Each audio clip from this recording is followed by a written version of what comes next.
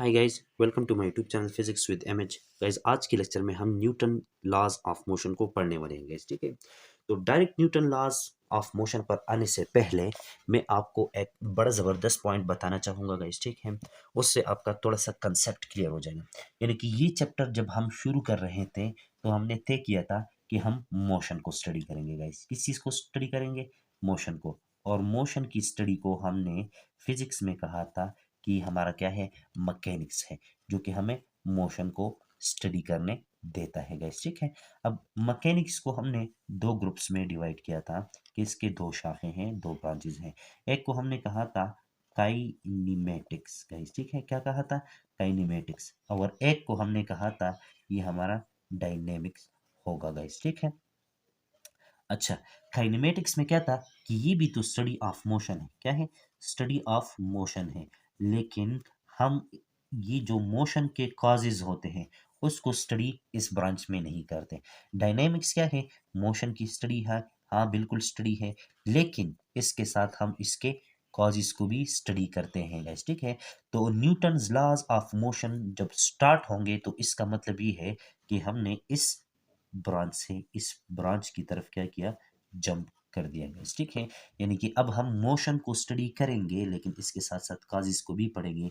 जबकि इसमें हमने देखा था कि भाई v f is equal to v i plus a t, यहाँ पर काज की बात नहीं की थी, यानी कि फोर्स की बात नहीं की थी गाइस। ठीक है, हमने पढ़ा था two a s is equal to v f square minus v i square, इसको हम डिराइव कर चुके थे।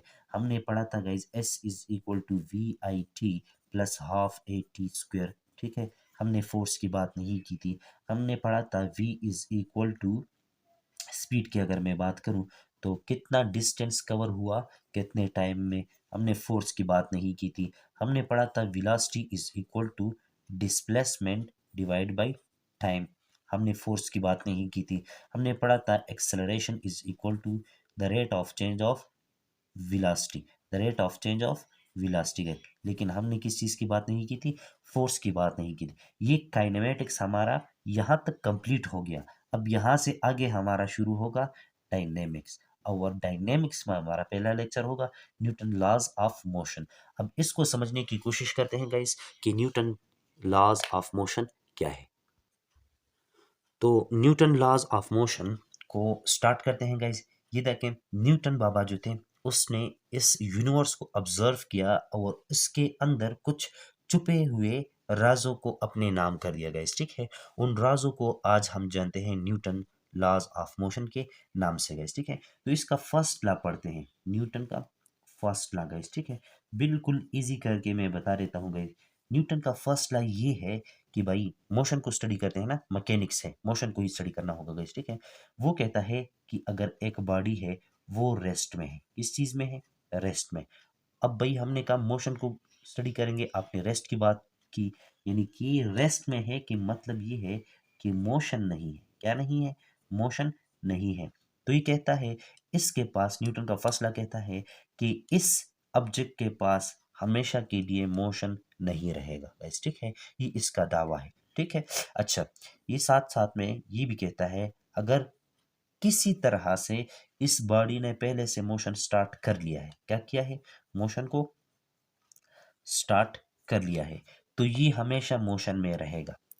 इस फर्स्ट लॉ में न्यूटन बाबा दो दावे करता है।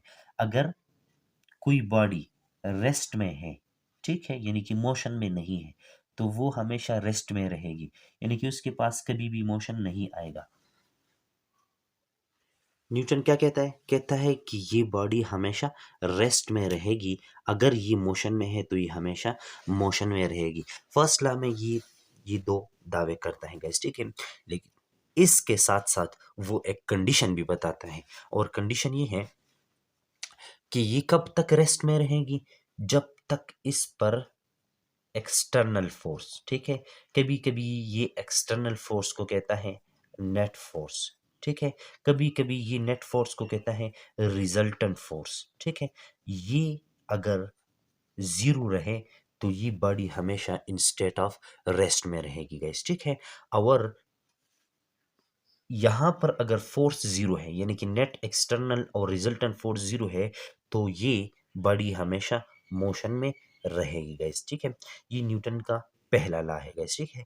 इस पहले लॉ के लिए न्यूटन के पास कुछ मैथमेटिक्स है या नहीं है, ठीक है, उसको हम देखेंगे सेकंड लॉ को पढ़ने के बाद गाइस, ठीक है। यानी कि न्यूटन का फर्स्ट लॉ ये है कि कायनात में अगर कोई जिस्म, कोई body in state of rest में है तो वो रेस्ट में रहेगी।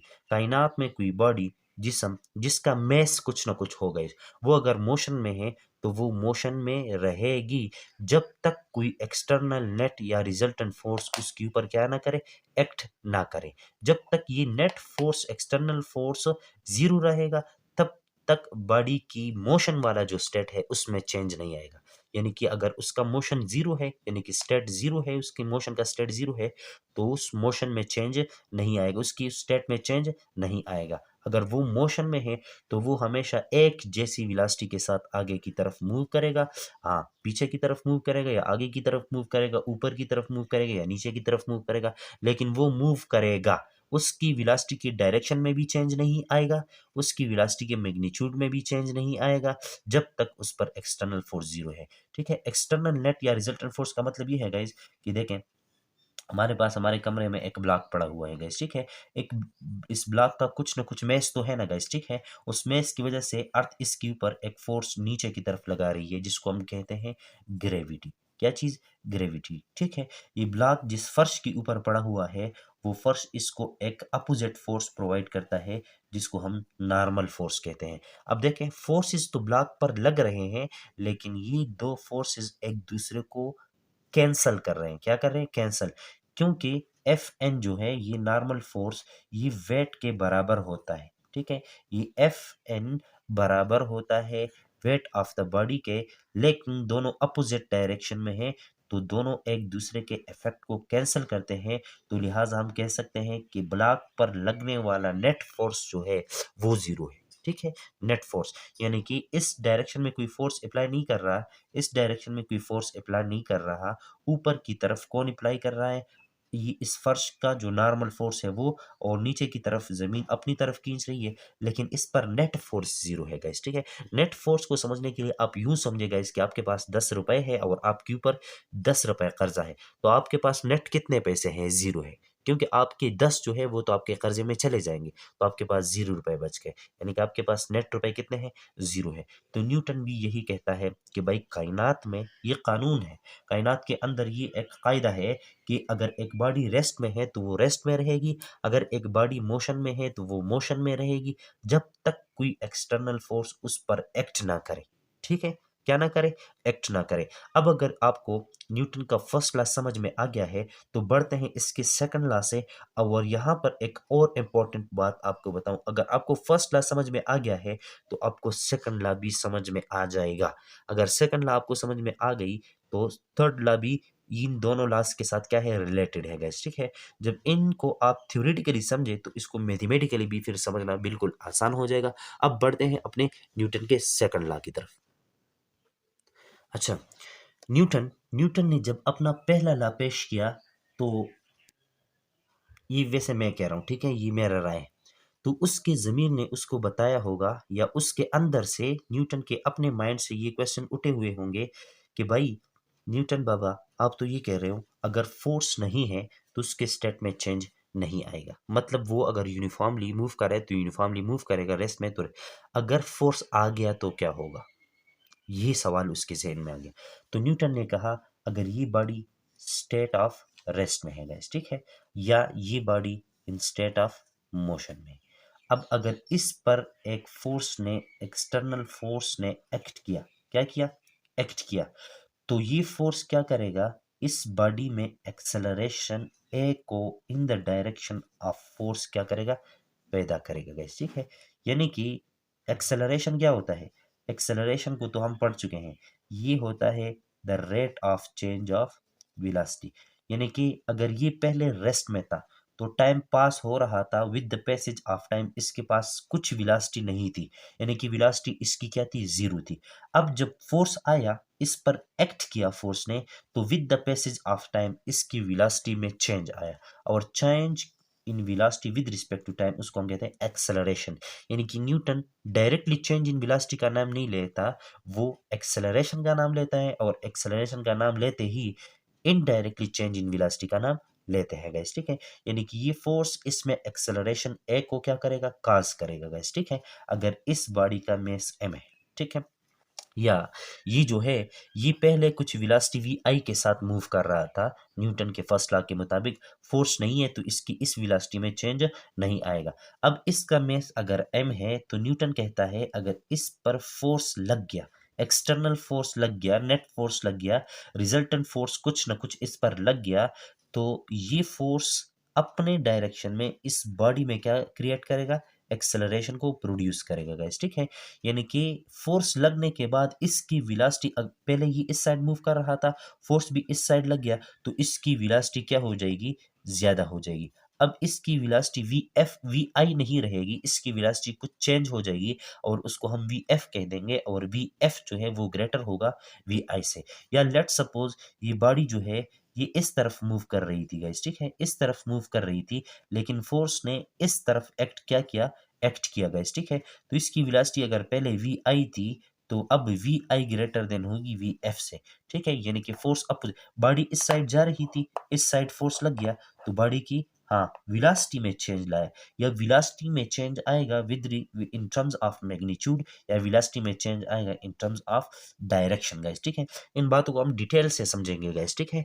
जस्ट ये आपने समझना है कि जब एक्सटर्नल फोर्स आता है, पहले लॉ में न्यूटन ने कहा कि एक्सटर्नल फोर्स नहीं है तो बॉडी की स्टेट में चेंज नहीं आएगा, यानी कि वो अपनी स्टेट में, अगर एक्सटर्नल फोर्स आ गया तो बॉडी की स्टेट में चेंज आ जाएगा, यानी कि बॉडी में एक्सेलरेशन ए प्रोड्यूस हो जाएगा। स्टेट में चेंज से मुराद ये है कि उसकी वेलोसिटी में चेंज आएगा गाइस, ठीक है।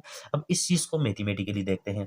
ये कहता है ये जो एक्सेलरेशन आता है, क्या आता है, एक्सेलरेशन प्रोड्यूस होता है।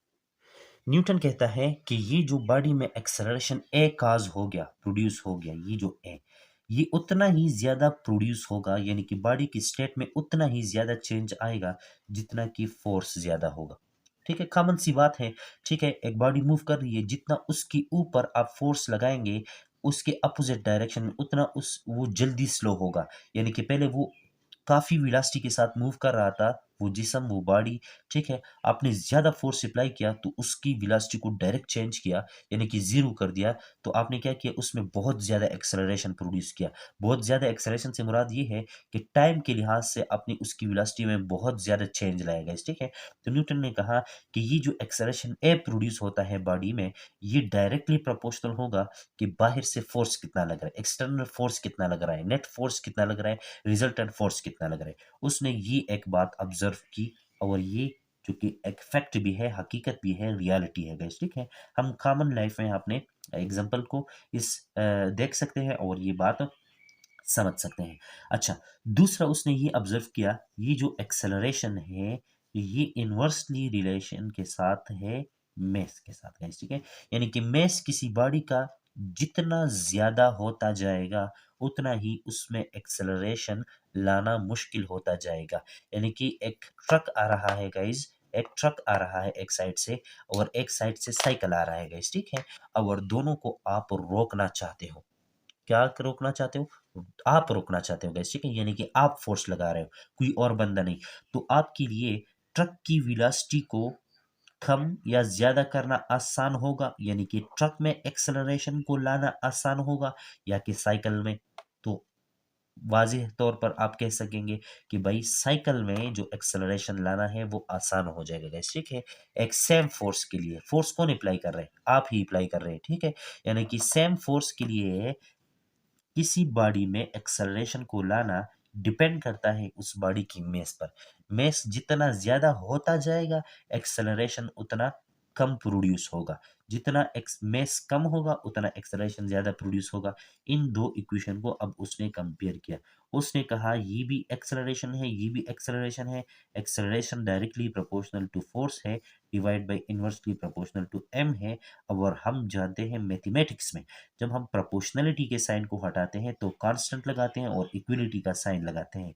इक्विलिटी का साइन और प्रोपोर्शनलिटी का साइन हम क्यों लगाते हैं इस पर मैं आपको अभी बता देता हूँ थोड़ा सा, ठीक है। यहाँ से हमारे पास ये इक्वेशन आ गया। और ये इक्विडिटी का साइन लगाया और के कांस्टेंट।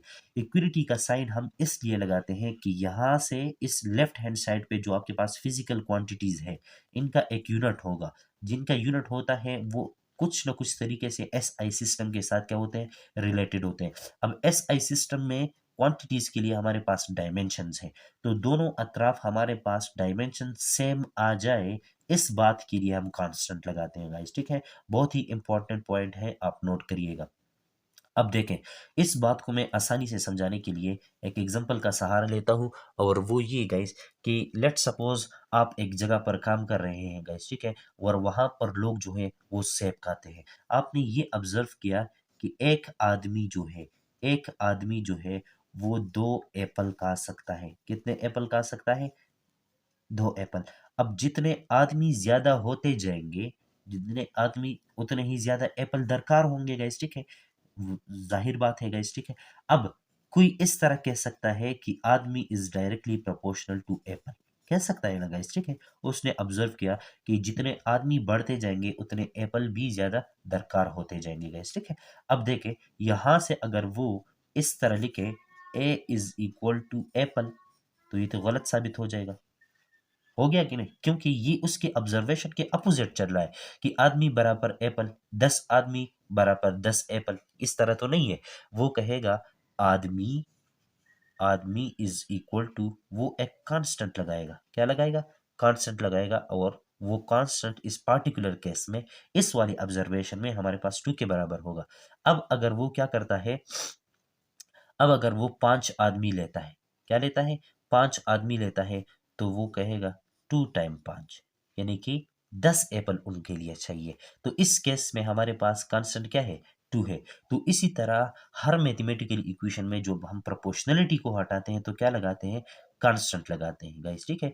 कांस्टेंट एक वो कांस्टेंट होता है जिनके साथ यूनिट होता है, और एक वो कांस्टेंट होता है जिनके साथ यूनिट नहीं होता। अब इस केस में हमारे पास इसके साथ यूनिट नहीं है, तो अब डायमेंशंस बराबर करने वाली बात यहाँ पर तो गलत होती है नहीं, लेकिन इस तरह नहीं होता। कांस्टेंट हम 2 वजह से लगाते हैं, एक डायमेंशनली इक्वेशन को बराबर करने के लिए, और एक उस इक्वेशन को फिजिकली ट्रू साबित करने के लिए हम कांस्टेंट लगाते हैं। 2 बातों के लिए गाइस, फिर से देखें। कांस्टेंट हम इसलिए लगाते हैं कि ये जो हमारे पास क्या है, ये जो हमारे पास फिजिकल क्वांटिटीज जिस इक्वेशन में आए हैं, ये क्वांटिटीज एक दूसरे के डायमेंशनली करेक्ट हो, यानी कि इक्वेशन का ये साइड भी डायमेंशनली करेक्ट आ जाए और ये साइड भी डायमेंशनली करेक्ट आ जाए, ऐसा हो, इसलिए हम कांस्टेंट लगाते हैं गाइस, ठीक है। एक बात।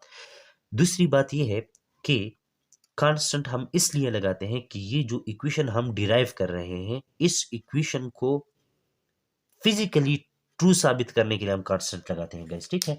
अब यहाँ पर ये दोनों केसेस नहीं होंगे गाइस, ठीक है। बहुत ही समझने की बात है, डीप से आप देखिएगा, आपको समझ में आ जाएगी बात। देखें, मैं आपको फिर से समझाता हूँ। हमने अभी अभी क्या पढ़ा? अभी अभी हमने पढ़ा कि ए इज इक्वल टू के एफ बाई एम। फॉर्चुनेटली किस्मत हमारी अच्छी है कि यहाँ पर के की वैल्यू हम 1 रखते हैं गाइस, ठीक है। A is equal to F by m, यानी कि यहाँ पर कांस्टेंट जिन वजह से हम लगाते हैं, वो वजह यहाँ पर नहीं थी, यानी कि ये इक्वेशन जो था, ये फॉर्चुनेटली हमारी किस्मत अच्छी थी, न्यूटन का किस्मत अच्छा था कि ये इक्वेशन डायमेंशनली करेक्ट था, यानी कि यहाँ से जो एक्सेलरेशन के डायमेंशन आ रहे हैं, यहाँ से वही डायमेंशन आते हैं जो एक्सेलरेशन के आते हैं, यानी कि यहाँ पर हमें कांस्टेंट लगाने की जरूरत नहीं थी। एक बात यहाँ पर क्लियर होगी। दूसरी बात ये है कि acceleration is equal to F by M, ये एक ऐसा इक्वेशन था जो फिजिकली भी करेक्ट था, तो लिहाजा हमें कांस्टेंट की जरूरत नहीं पड़ी। किस चीज की जरूरत नहीं पड़ी? कांस्टेंट की जरूरत नहीं पड़ी, और कांस्टेंट को हमने 1 के बराबर रख दिया। 1 जिस चीज के साथ मल्टीप्लाई होता है उस चीज पर कोई असर नहीं आता। लिहाजा इस यहाँ से अगर हम क्रॉस मल्टीप्लीकेशन करें तो F is equal to M A, और ये न्यूटन लॉ का मैथमेटिकली फॉर्म आ गया गाइस, ठीक है। अच्छा, अब न्यूटन लॉ का F is equal to M A एक ये वाला फॉर्म है गाइस, और न्यूटन लॉ का एक फॉर्म ये है F is equal to change in momentum divide by change in time guys, ठीक है। ये कहाँ से आता है, कैसे आता है, इस बात के ऊपर हाँ थोड़ी सी रोशनी डालते हैं। ये देखें गाइस, फिजिक्स में एक टर्मिनोलॉजी है जिसको हम कहते हैं लीनियर मोमेंटम। गाइस क्या कहते हैं?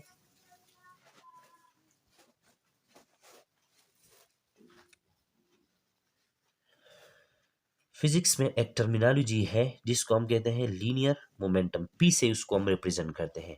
मैथमेटिकली इसको यूं डिफाइन किया जाता है, P is equal to M V. Guys ठीक है, इसको कॉल कर लेंगे इक्वेशन नंबर 1। यानी कि जिस तरह हमारे पास अभी आ गया ना, F is equal to M A, force इस चीज के बराबर है, तो इसी तरह P is equal to M V, ये एक फिजिकल क्वांटिटी है। फिजिक्स में इसको लीनियर मोमेंटम कहते हैं। क्या कहते हैं? Linear momentum.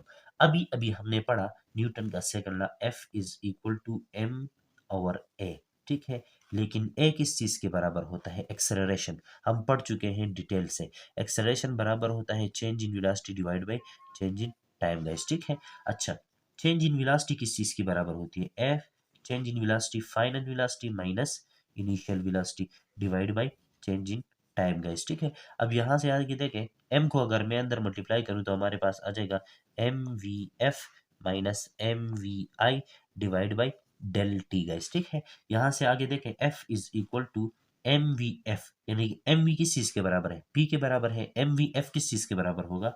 फाइनल मोमेंटम के। और एम वी आई किस चीज के बराबर होगा? इनिशियल मोमेंटम के, divide by change in time.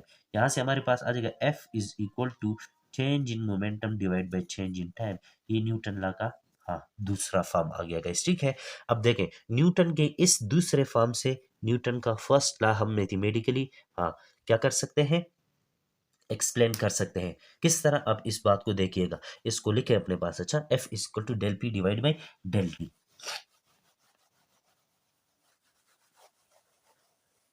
Newton first law का मैथमेटिकली फॉर्म। गाइस देखें, फर्स्ट लॉ, फर्स्ट लॉ, इसलिए मैंने कहा था अगर आपको फर्स्ट लॉ समझ में आ गया तो सेकंड लॉ ऑटोमेटिकली, और सेकंड लॉ समझ में आ गया तो थर्ड लॉ भी समझ आ जाएगा। गाइस देखें, हम न्यूटन के लॉ को अभी अभी हमने पढ़ा कि अगर एफ नेट हो तो वो एम ए के बराबर आ जाएगा। ठीक है, और यही चीज change in momentum divide by change in time के बराबर होता है, यानी कि F is equal to change in P divide by change in time.